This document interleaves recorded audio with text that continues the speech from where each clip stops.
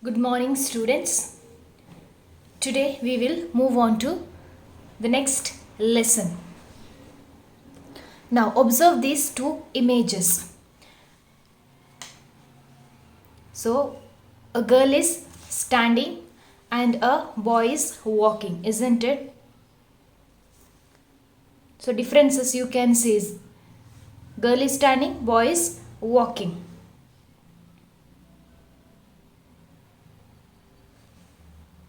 In both, if we see, girl, she stands still, okay, she's standing still, whereas boy, he is walking, or we can say he is moving. Now consider the 2 points, that is point A and point B. Now if we think, here there is a person. Now person wants to move from point A to point B. Okay, now think, person has moved from A to B. Now what do we call this? One is point A, person is standing. Another person is point A to point B, he has moved. So what do we call? Can I call it as motion, or can I call this as rest? So let's see. In physics, if you see, there are two states. As it is in the chemistry, we have three states, isn't it? That is solid, liquid and gaseous state. So likewise, in physics, we have two states, that is rest or stationary, and the another state is motion. Now what is rest state? In the rest state, position is fixed. If you see, for example, tree, it is standing position, isn't it? Tree cannot move from one place to another place. House, school, factories, even the electric pole. So these are the example for rest state. Now for example, if you consider yourself, if you are standing in one place, that is your rest state. But if you move from that point to another point, that is the motion state. So in today's class, we will see about the lesson motion. Now what is motion state? An object is said to be in motion when its position changes continuously. So an object, it is said to be in motion when the position changes continuously with respect to what? With respect to a stationary object takes as reference point. That is one definition. Or you can say it is the phenomenon in which an object changes its position with respect to time. One is, it is said object to be in motion when it changes position continuously with respect to a stationary object takes as reference point. Okay, if you take a reference point, or object changes its position with respect to time. So both are important in motion, even reference point, even time. Now what is the reference point? Let's see. Now if you consider the another example in order to know what is reference point. So you can see there is a tree here, and here is a boy 1 and a boy 2. Now the distance of boy 1 is 10 meter, whereas the distance from the tree to boy is 20 meter. Okay, boy 1 10 meter, whereas boy 2 20 meter. Boy 1 says, my distance from tree is 10 meter, whereas boy 2 says, my distance from tree to here 20 meter. Now the statement of boy 1 and boy 2 is valid or not? Now imagine I have removed this tree. Now the boy says, my distance is 10 meter. From where? From which you are saying to my distance is 20 meter or 10 meter. So now if the boy says there is no validity in both statements. Why?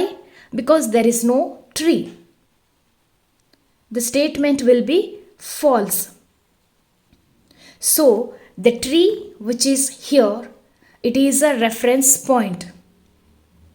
Also, you can call as origin. Okay, reference point or origin. So, now if boy says, from tree my distance is 10 meter, that is correct. That because tree is a reference point. If I remove the tree, from where? From where it is 10 meter, your distance. So, tree is your reference point. For example, if you consider, you come to the school. You come from home to the school and you say some distance, isn't it?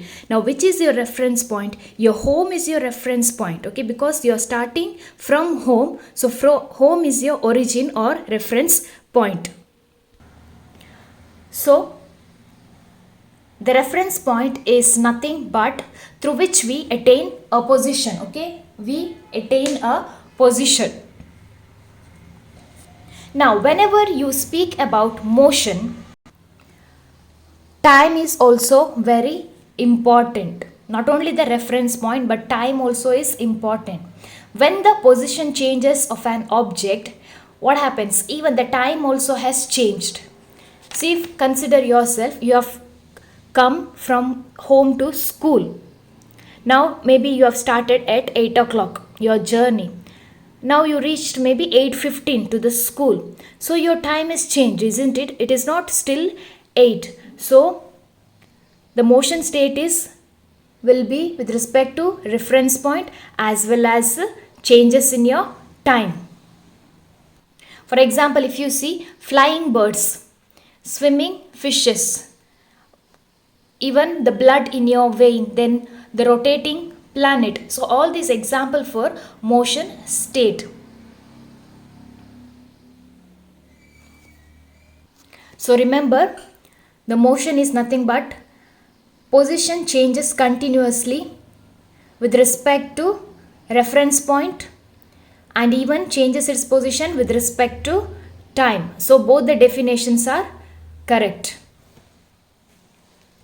Next, we will move on to physical quantities. So what are physical quantities? The physical quantities are those which can be measured. For example, if I consider a pen. Now I have got a pen. Now if I ask measure the length of this pen, you will be able to measure the length, isn't it?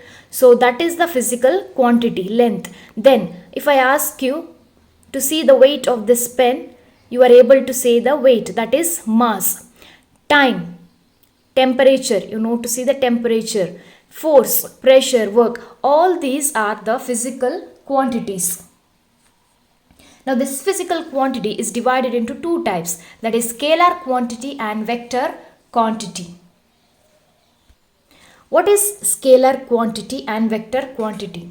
So the scalar quantities are not dependent on direction. Remember, the scalar quantities, they are not dependent on direction. In which direction you go, they are not dependent, particular direction, any direction, okay? Then it can be described only by magnitude. So scalar quantities are described only by magnitude. For example, length, 10 centimeter, mass, this much kilogram, gram, time, seconds, temperature, density. So all these are scalar quantities. Now what is vector quantity? Vector quantity, it's dependent on both direction as well as magnitude.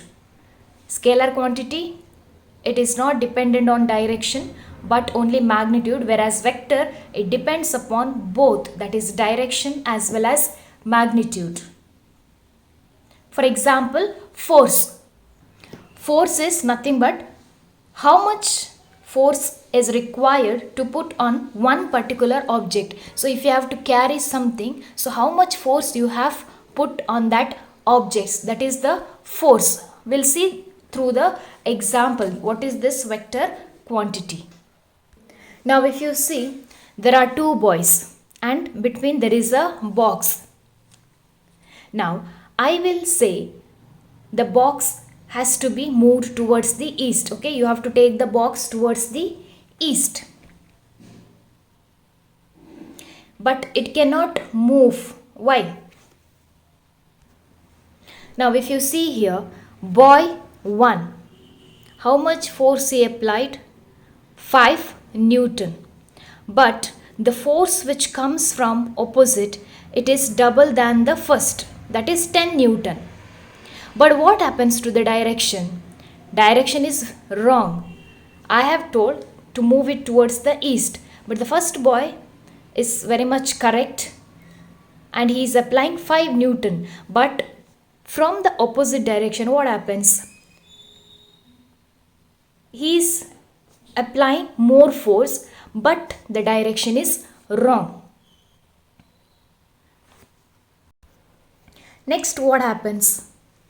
Say if you see, I have changed the direction. Okay, I have changed the direction of both the boys. Position is changed, so both are standing in same direction, and as I said, the box should move towards the east, so both will apply the force. Now here what happens? Here, as magnitude of force is important, likewise the direction also is very important.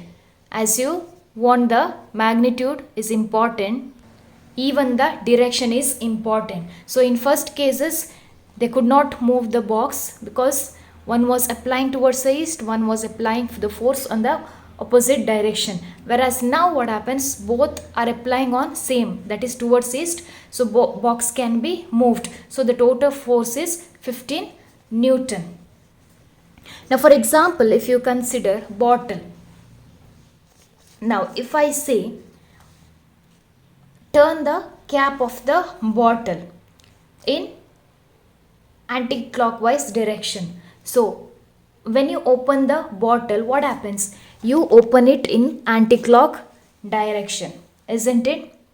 And again you will close. Now if I tell you to open the cap, you have to apply a force.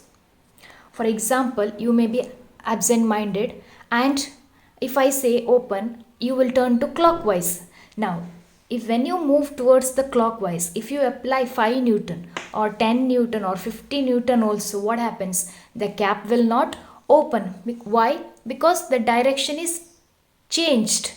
It will get closed. Whereas when you open anti-clockwise, what happens? Even the 5 Newton force also is enough to open the bottle. So force is such quantity where it should have magnitude and direction. So it is called vector quantity. Okay, force is called vector quantity because it should have direction as well as magnitude. And this vector quantity is denoted as force and the above one arrow. Now scalar quantity you can represent as distance and time. Distance is d and time is t, but the vector quantity is denoted as force and above that arrow. Next we will move on to system of units. Now what are units? Units nothing but the tools using which can measure physical quantities effectively. Okay, whatever if you want to measure, so the tools are used. For example, length, you use meter or centimeter or kilometer, isn't it? Or it can also say the measurement of physical quantities are expressed in terms of units which are standardized value. For example, if I ask the length of the pen, that is 10 centimeter, isn't it? Now 10 is magnitude here. If you see, 10 is magnitude, whereas centimeter, that is the system of units. Okay, without writing the units, there is no value to say this much is the length. If you say just 10, what is that? So centimeter is the unit which is very much required. Now even if you be here in India or if you go abroad, the system of units will not change. It will be same wherever you go. So all over the world, the value has seen as standardized or it is accepted uniformly. So it is called International System of Units. SI full form is International System of Units. Don't think system of I is international. No. International System of Units is called SI. For example, length if you take kilometer, meter, centimeter, mass, kilogram, gram. And even we call this as MKS and CGS system. What is MKS? That is meter, kilogram and second. CGS is centimeter, gram, second. So this is the full form of MKS and CGS. Next, we will move on to distance and displacement. Now, what is distance? It is the actual length of the path by a moving body. Now, an object or a person moves. That person is a moving body. So, the distance is the actual length of the path by a moving body, irrespective of the direction in which the body travels. So, this is a physical quantity, but what happens whether it is a scalar or vector quantity? If you see, the direction is not important here, but it is the length of the path. So it is scalar quantity. Only magnitude is important here, not the direction. So here if you see, it depends upon the path followed by an object.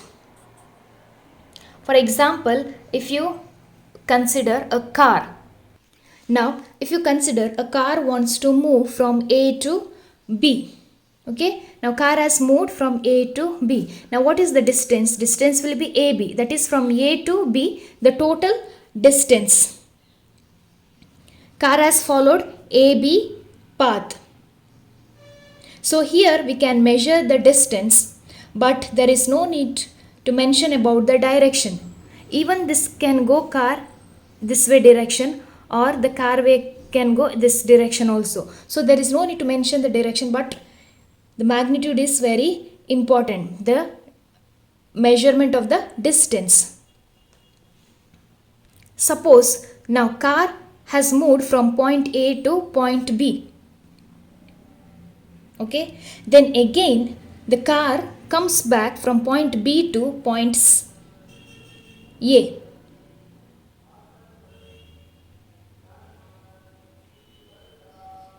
So what is this?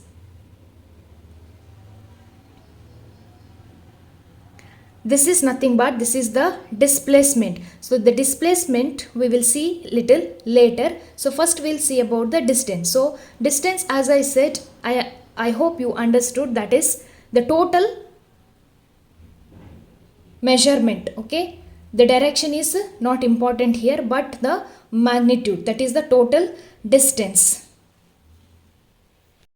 Now, if you see, consider the example for distance. Okay. Now, for example, car.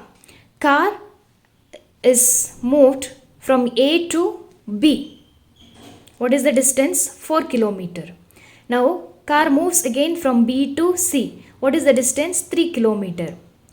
Car wants to come back to point A. That is the distance from C to A is 5 kilometer. Now, if I ask you all, how much is the distance travelled by the car? So, you know, AB is 4 kilometer, BC is 3 kilometer and CA is 5 kilometer. So, all the distance you have to add here. So, the total distance covered, this one is, the car is 5 plus 4 plus 3 is 12 kilometer. 12 kilometer. So therefore, the distance is a path followed by a moving object. Remember, distance is a path followed by a moving object. So in distance, you have to measure the distance. That is, you have to add. Now, as I said, displacement. The example I gave before that, car moves from A to B, again from it comes back from B to A. That is the example. I will explain how. Now, what is displacement? when the body moves from one position to another, okay, car is moving from one position to another, the shortest distance between the initial position and final position of the body along with direction is known as displacement. So here you have to see what? You have to see the shortest distance. How much distance is covered? That is the shortest distance. Where distance is the longest distance, you measure all the distance. But in displacement, you only measure the shortest distance. That is, you take up the initial position and the final position. Along with what? Along with the direction. So that is known as displacement. We'll see through the example. So let's consider an example. Remember, the initial position is when it is, that is the starting point, and the final position is reaching point.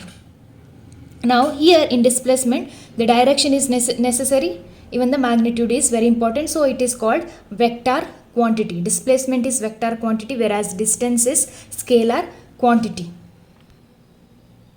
So if you see here, car moves from A to B and then it moves B to C. So this is your final position and this is your initial position. Car again doesn't want move from C to A. Okay. Now you have to see the shortest distance of the car. How much it is traveled. So if you measure here the total distance, it is 4 plus 3, 7 kilometer, isn't it? But when it comes to displacement, it's from the initial to the final. So here A is initial, C is final position. So displacement we denote as S above that bar. So final position minus initial position. So what is the final position here? That is C. C, and what is the initial position? A.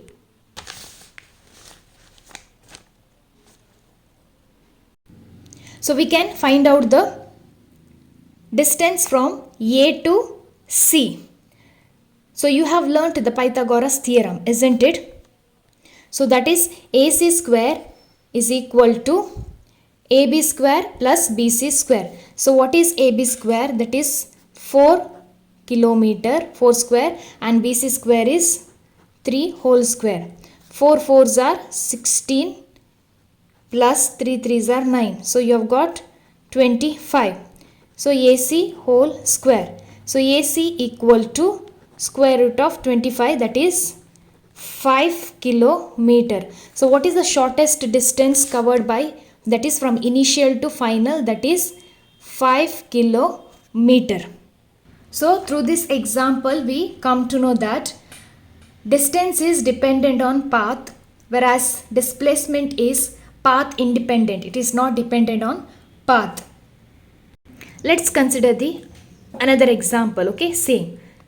Car moves from A to B, then B to C, and then again it comes back to C to A. Now what is the displacement here? Now if I ask distance, you will able to say it is 12 kilometer. But what is the displacement here? See, remember, A is the initial point. So from initial point, car starts moving towards B, from B to C and C to A. Again it has come. What is the final position? A. So what is the displacement? The displacement is 0, because the initial position and the final position are the same. It comes back there itself. So the displacement is 0. Distance cannot be 0, whereas displacement can be 0. Remember, the question may come, why displacement can be 0? What you will write? Because the initial and the final position is same, so displacement can be 0, whereas distance cannot be 0. Remember this point. Again I am saying distance cannot be 0, whereas displacement can be 0, because it starts from initial and it ends again final position is the same. Okay, initial position and the final position both are the same, so displacement can be 0. Now if you consider here a park, so you can see the circular path, isn't it? Now I have started my journey this point, so this is my initial point. So I have come one circle and reached again here. Now what is the displacement here? Or for example, car moves in a circular path, isn't it? So what is the displacement? Because displacement will be 0 because the initial position and the final position is the same. For example, you consider this A and B. So car is moving from A to B, and again the car comes back from B to A.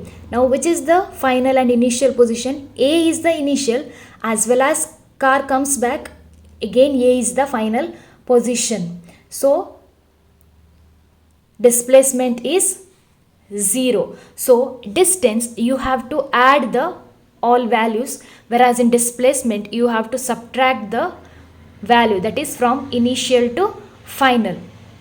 Okay, from initial to final, or from final to initial, you have to subtract the values, then only you get the shortest distance. So this is what displacement and distance.